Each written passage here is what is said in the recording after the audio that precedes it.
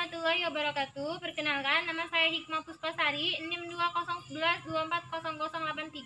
Prodi PGMI Lokal 2C. Baiklah, Assalamualaikum warahmatullahi wabarakatuh. Waalaikumsalam warahmatullahi wabarakatuh. Masih semangat? Masih, Bu. Alhamdulillah ya. Jadi hari ini atau saat ini kita akan membahas tentang makna kata. Nah, makna kata ini ada terbagi menjadi denotasi, kemudian konotasi, kemudian ada antonim dan sinonim, kemudian ada homofon, homograf, dan ada juga amelierasi dan penyorasi. Kemudian nanti saya jelaskan secara langsung ya. Nah, kalau konotasi ini adalah makna yang bukan sebenarnya. Kalau konotasi, kalau yang denotasi,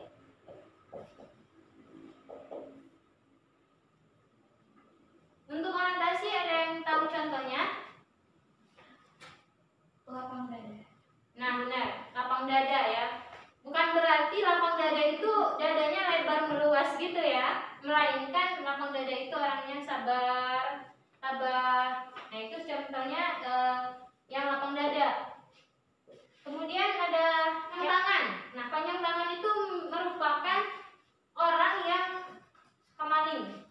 Tahu maling? Mencuri. Nah, betul.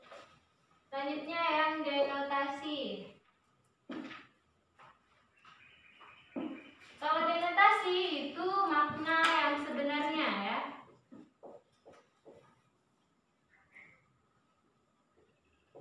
Contohnya, kursi di depan kelas itu diduduki oleh anak-anak perempuan. Nah, itu udah sebenarnya. Selanjutnya kita masuk ke sinonim dan antonim. Sinonim yaitu persamaan kata. Contohnya, melihat, melirik, ada lagi? Menonton. Nah, menonton, menyaksikan, itu benar. Antonim. Nah, antonim itu lawan kata, kebalikan dari sinonim. Lawan kata, misal ada siang, ada malam, ada pagi, ada sore. Ada lagi yang memberikan contoh? Ada panas, ada dingin. Nah, benar banget. Selanjutnya kita masuk ke homonim.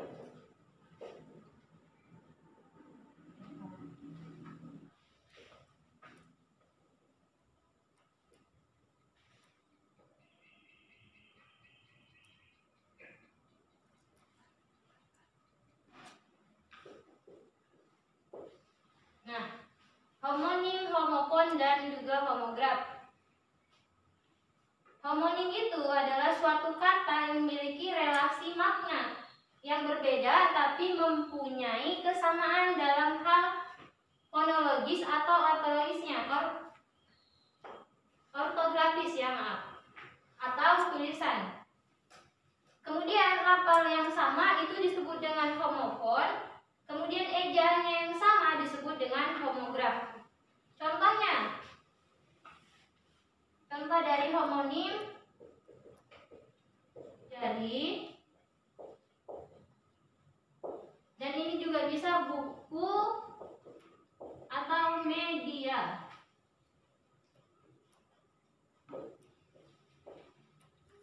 Sekarang buku itu media, bisa media menulis, bisa juga membaca.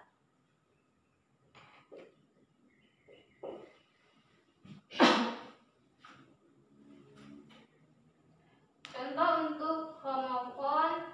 Nah, kalau untuk homofon itu ada bank.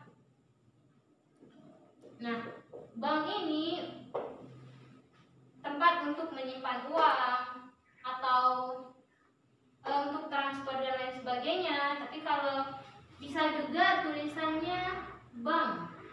Jadi perbedaannya ada bank pakai K dan ada juga bank yang pakai G. Kalau bank ini tadi untuk menyimpan uang dan lain sebagainya. Kalau bank yang menggunakan G di ujungnya itu berarti panggilan untuk kakak laki-laki.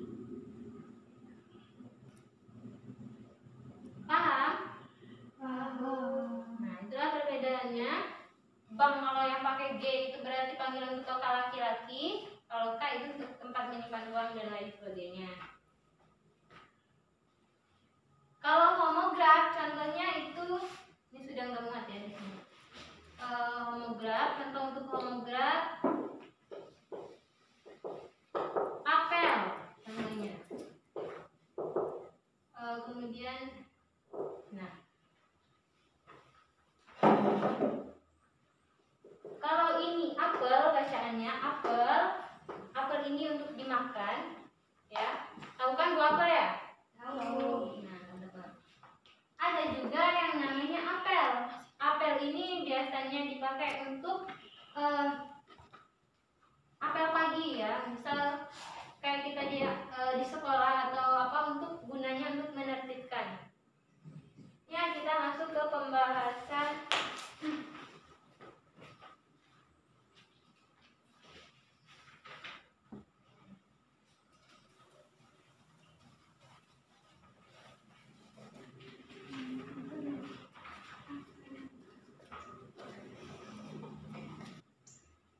makna meluas dan menyempit.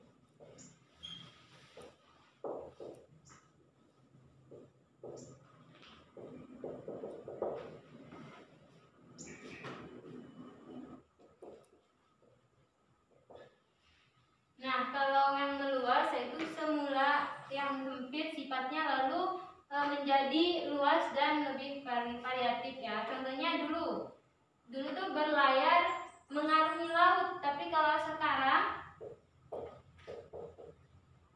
bisa menggunakan berlayar mengarungi laut menggunakan perahu dan kapal, sampan dan lain sebagainya. Selanjutnya kita masuk ke ameliorasi dan penyelesaian. Sampai di sini paham? Paham, Bu.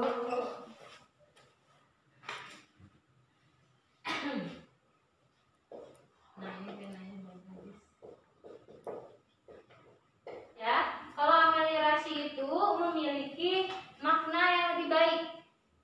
Nah, kalau sedangkan penyelesaian itu memiliki makna yang nilai rasanya lebih rendah dari kata yang lain.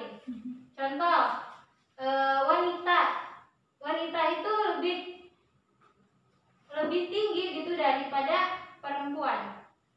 Selanjutnya yang penyelesaian itu contohnya pelayan. Nah, pelayan itu lebih rendah daripada pramusaji. Nah, itu untuk ameliorasi dan penyelesaian. Nah, selanjutnya kita akan membahas gaya bahasa. Gaya bahasa ini ada 6. Yang pertama litotes.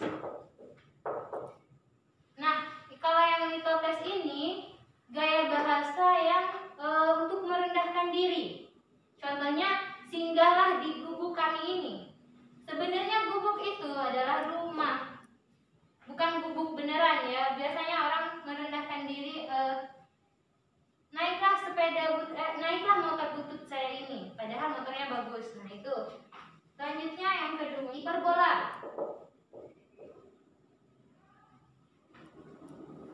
Hiperbola. Kalau hiperbola ini adalah gaya bahasa yang terlalu berlebihan. Seperti misal anak itu setinggi tower. Padahal nggak mungkin kan, tower itu sangat tinggi dan anak itu bisa sampai setinggi tower. Paham? Ya, Bu. Paham. Selanjutnya kita ke metafora. Nah, untuk metafora ini artinya membandingkan dua hal. Misal, buaya darat. Bukan berarti buaya beneran ya. Nah, itu artinya buaya darat itu playboy. Ya, Bu. Itu buaya darat itu playboy. Atau buah hati, itu anak. Atau bisa juga buah bibir, itu berarti pembicaraan orang. Nah, selanjutnya kita masuk ke personifikasi. Personifikasi ini adalah gaya bahasa yang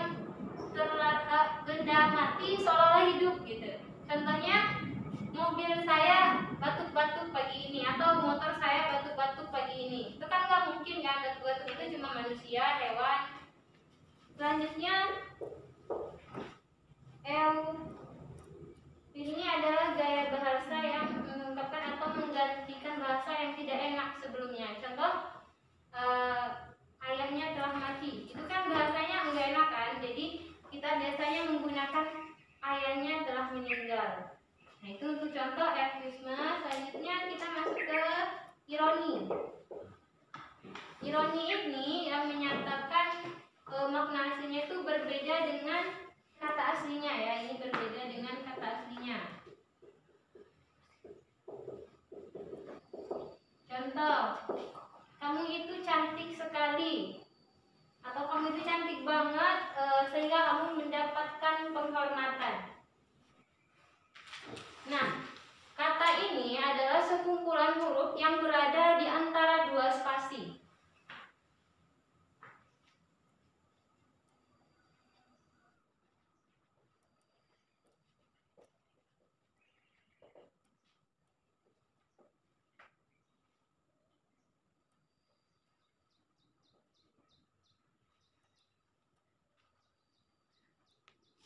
Nah, dari kata ini bisa juga berdiri sendiri. Nah, berdiri sendiri itu artinya dia tidak membutuhkan partner.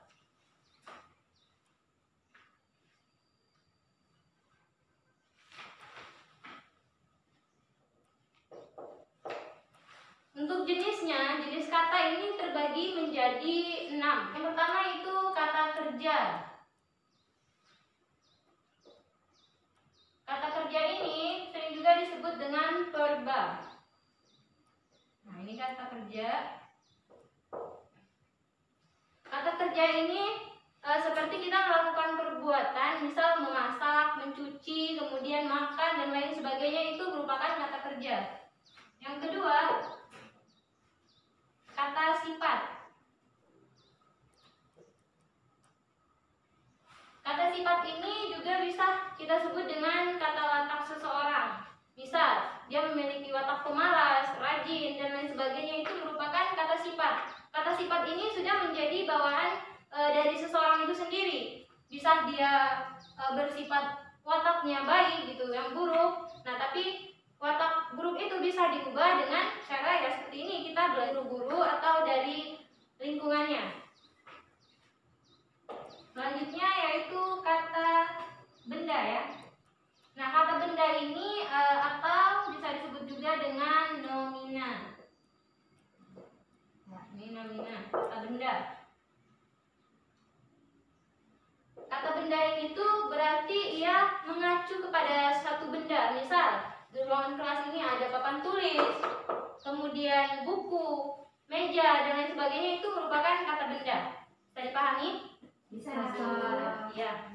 Selanjutnya kita masuk ke 4 ya. Yang keempat yaitu kata bilangan. Kata bilangan.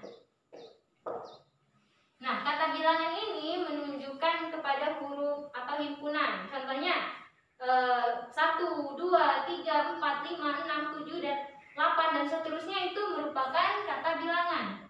Selanjutnya yang kelima yaitu kata penyangkal. Kata penyangkal. Nah, kata penyangkal itu berarti bisa juga digunakan untuk mengingkari. Selanjutnya yang keenam, kata ganti, atau bisa juga kita sebut dengan pronomina.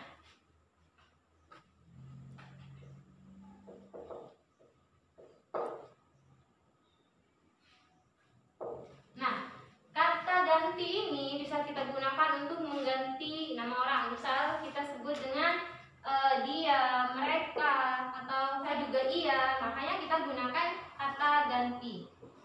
Nah, ini merupakan jenis-jenis kata. Jenis kata itu terbagi menjadi 6. Nah, inilah jenis-jenis kata yang sering keluar ya, sering kita pelajari.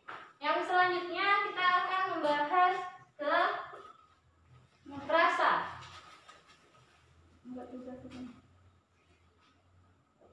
Nah, yang selanjutnya kita masuk kepada frasa.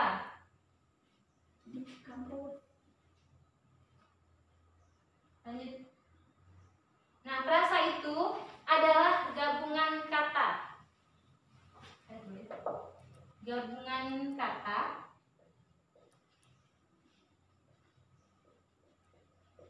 atau bisa juga disebut dengan kelompok kata. Kelompok kata.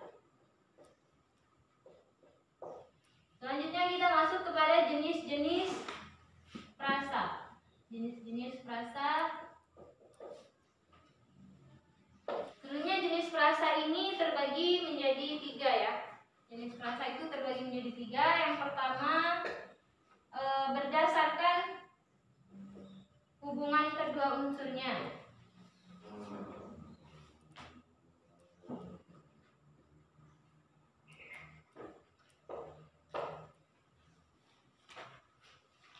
Nah, dari berdasarkan hubungan kedua unsurnya ini juga masih terbagi menjadi 2. Yang pertama frasa koordinatif. Frasa koordinatif.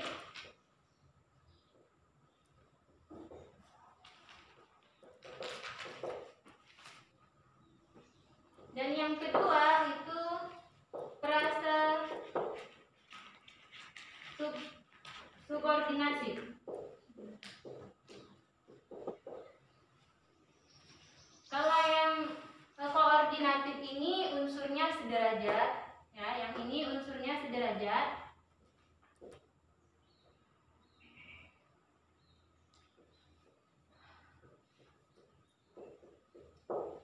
Kalau yang subordinatif ini unsurnya tidak sederajat, berarti ini kebalikan dari koordinatif.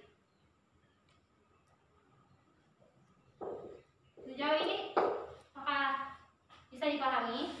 Bisa, Bu. Selanjutnya yang kedua, berdasarkan keutuhan sebagai frase.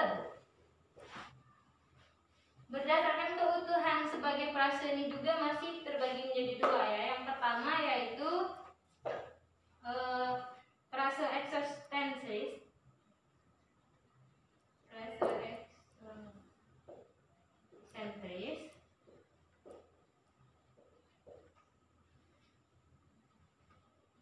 Yang kedua yaitu frase endosentris.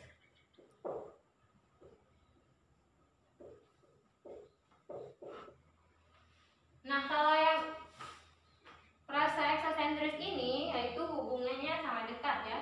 Contohnya ibu berjualan di pasar. Ini salah satu contohnya. Selanjutnya yang ke endosentris.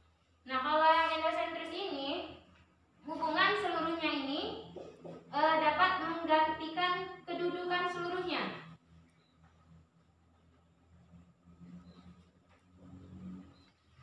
Frasa endosentris ini juga masih terbagi menjadi 3. Yang pertama yaitu koordinatif. Yang pertama yaitu endosentris koordinatif. Yang kedua yaitu endosentris atribut. Dan yang ketiga endosentris apositif ya. Nggak usah saya tulis ya.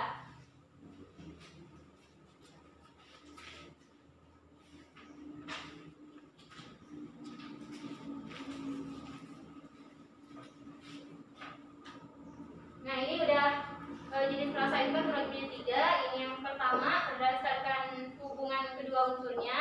Yang kedua berdasarkan keutuhan sebagai frase, dan yang ketiganya yaitu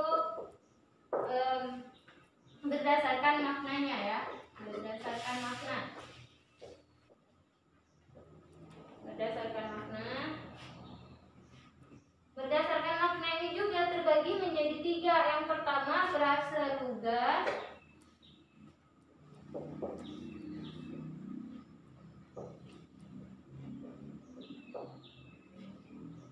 Frase lugas ini artinya tidak mengalami perubahan. Ini tidak mengalami perubahan. Perubahan ya. Yang kedua, frase metaforis. Kalau frase metaforis ini dia bisa mengalami perubahan atau pergeseran sedikit, namun masih bisa kita diprediksi maknanya. Yang ketiga yaitu frase idiomatis. Nah, kalau frase idiomatis itu maknanya tidak bisa kita tebak, dan dia benar-benar maknanya itu udah berbeda sehingga tidak bisa kita tebak. Kayak ini untuk frase idiomatis.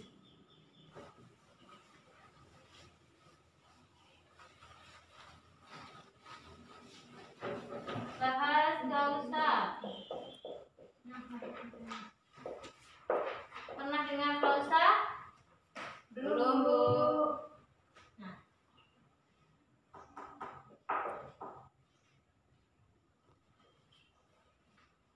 klausa ini adalah satuan sintaksis yang berdiri ada subjek dan juga ada predikat.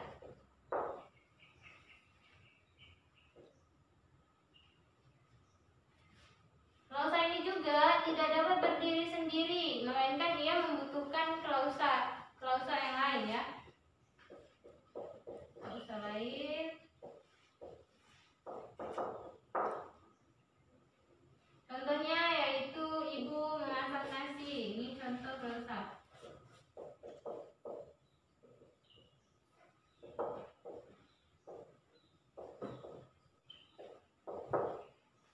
Nah, klausa ini terbagi menjadi dua. Yang pertama klausa bebas dan yang kedua yaitu klausa terikat. Satu klausa bebas,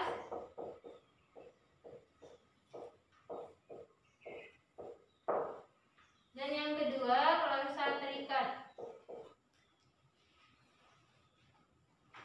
Perbedaannya, klausa bebas ini dapat berdiri sendiri. Kalau klausa bebas ini dapat berdiri sendiri,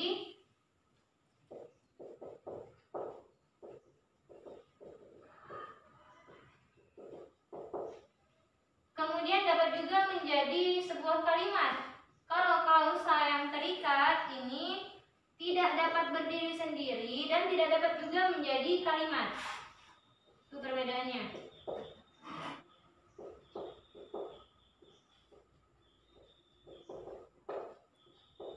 Tidak dapat berdiri sendiri dan tidak bisa juga menjadi sebuah kalimat. Contohnya, ayah tiba ketika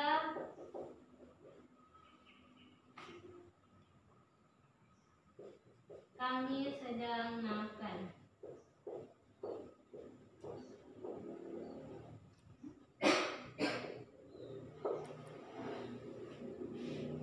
Datanya, ayah tiba ini termasuk ke klausa apa? Klausa bebas. Klausa bebas, ya benar. Ini klausa bebas. Ayah tiba ini masuk ke klausa bebas. Selanjutnya, ketika kami sedang makan itu masuk ke klausa terikat. Kita akan membahas tentang kalimat. Nah, kalimat itu adalah satuan bahasa yang umumnya terdiri dari subjek dan juga predikat yang diakhiri dengan intonasi. Nah, pada kalimat itu kita harus menggunakan tanda titik di ujungnya. Jadi, kalimat itu terbagi menjadi dua jenis. Yang pertama, jenis kalimat berdasarkan klausa. Nah, yang kedua, jenis kalimat berdasarkan modusnya.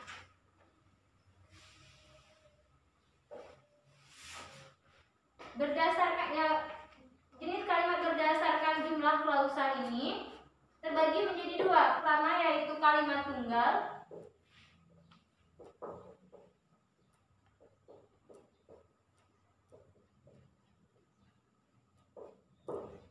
Dan yang kedua yaitu kalimat luas. Contoh kalimat tunggal ini yaitu ibu memasak nasi. Ini contohnya.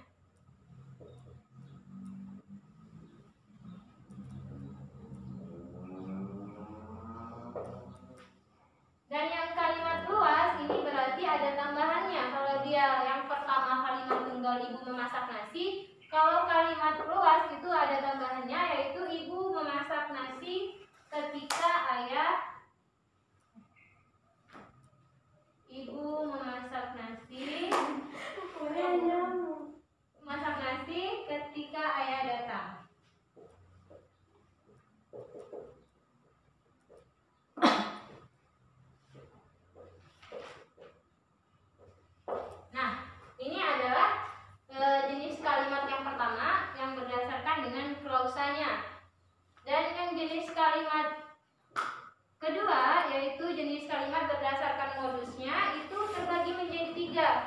Yang pertama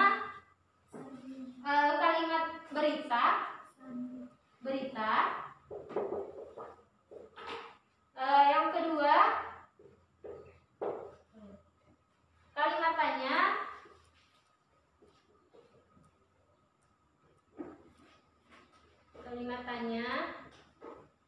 Dan yang terakhir yaitu kalimat perintah. Nah, berita ini yaitu untuk menyampaikan informasi. Nah, ini berita. Contohnya yang sering kita lihat yaitu ada di TV, sering kita melihat berita. Nah, itu salah satu kalimat berdasarkan modusnya. Nih, masuk ke berita. Selanjutnya itu kalimat tanya. Kalimat tanya itu sering kita gunakan dalam kehidupan kita sehari-hari. Misal kita bertanya, kamu lagi apa? Nah, itu merupakan salah satu contoh kalimat tanya. Kalimat perintah, misal kita menyuruh teman kita, tolong ambilkan buku. Nah, itu salah satu contoh kalimat perintah ya. Jadi kalimat perintah, berita, kalimat tanya itu sudah menjadi makanan pokok kita sehari-hari gitu. Kayak kalimat perintah sudah pasti kita setiap hari itu minta tolong. Itu minta tolong sama aja dengan perintah sebenarnya. Ya, mungkin itu saja pembahasan tentang. Jika masih ada kesalahan dan kekurangan, hikmah mohon maaf. Kepada Allah hikmah mohon ampun. Saya akhiri, wabillahi taufiq wal hidayah. Wassalamualaikum warahmatullahi wabarakatuh. Terima kasih.